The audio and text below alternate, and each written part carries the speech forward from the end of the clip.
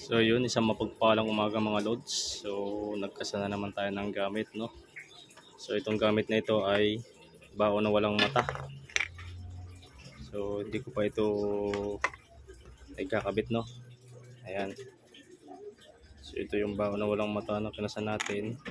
Tapos yung mga nakapalaman dyan, so yun yung mutya ng saga-saga. Tapos ito naman yung Trinity. Tapos meron tayo dyang Leklay, Black Saiyan. Tapos yung mga pulbos na yan, yan yung sungay ng usa, yung puti. Tapos yung brown ay pulbos ng baon na walang mata rin. Yan.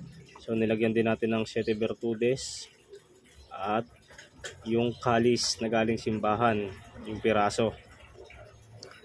Yan. So yun lang yung ating mga nailagay dyan na palaman.